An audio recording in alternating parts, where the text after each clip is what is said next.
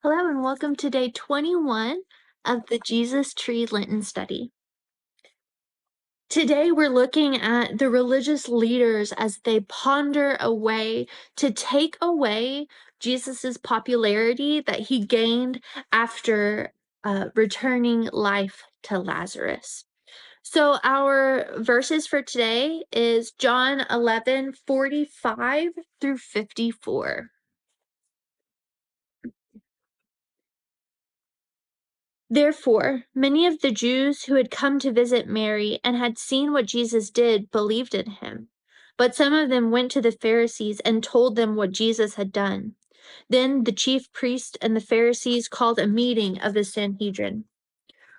"What are we accomplishing?" they asked. "Here is this man performing many signs. If we let him go on like this, everyone will believe in him, and then the Romans will come and take away both our temple and our nation."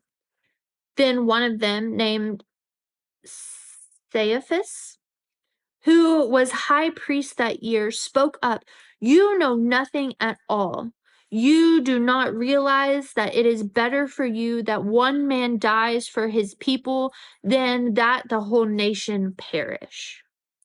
He did not say this on his own, but as high priest that year, he prophesied that Jesus would die for the Jewish nation, and not only for that nation, but also for the scattered children of God, to bring them together and make them one. So from that day on, they plotted to take his life. Therefore, Jesus no longer moved around publicly among the people of Judea. Instead, he withdrew to a region near the wilderness, to a village called Ephraim, where he stayed with his disciples. So, when we look at this, it may be difficult for us to put ourselves in the place of these chief priests and the Pharisees in this reading. Yet, it is worth the attempt. So, yes, these people had status among the Jews, and Jesus's actions were proving challenging. The desire to maintain their power may have influenced them to some extent. They were, however, trying to navigate a way through the Roman occupation that left the Jewish faith, the defining feature of their nation, intact. It was, after all, the foundation of their life. Here was a great and charismatic leader who did amazing feats like raise the dead, heal the blind, feed vast numbers of people with next to nothing. He challenged the fragile arrangements with the Roman rulers that let the Jewish people worship their own God in their own way. They were terrified and saw only threatened destruction rather than life and hope that came with Jesus' acts. It is worth remembering that the first hearers of this gospel would have known the fate of the temple in Jerusalem. Destroyed by Titus in 70 AD, its sacred relics were captured and paraded through Rome. So their fears were not idle ones. They came to fruition. "One death preferable to many," he said. "One death to keep everything we know and care about safe. Just one person to die to save our nation." Politically expedient, yet prophetic. How easy it is for our moral certainties to be challenged when all we hold dear is at stake. The last time we talked was all about resurrection, that death was not to be feared, and it could be transformed by Jesus. These people, though steeped in religious knowledge, unfortunately could not see that, too afraid of what change might bring.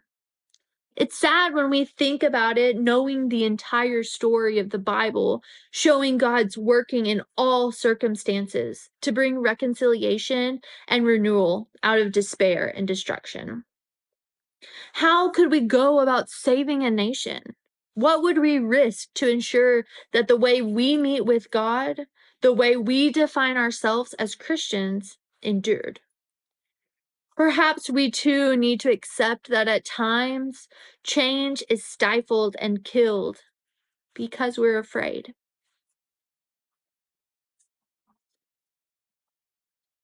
Here's today's ornament.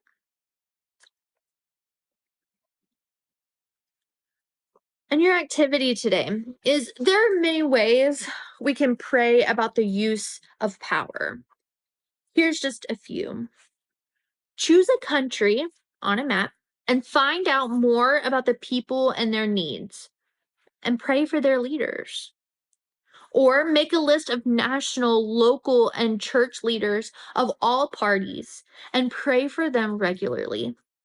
You could also include those involved in managing healthcare, education, business, environment, any of these things, and just say a prayer for them. Let's close in prayer. Lord of love and life, sometimes we're too comfortable with the imperfect world we know. We're reluctant to accept the challenge to work for something new with you. Help us to know what and when to preserve, what to change, and when to let go. Most of all, Lord, guide all of us who have responsibility for helping and supporting others to recognize injustice, fight inhumanity, and preserve your creation. Amen. Have a good day.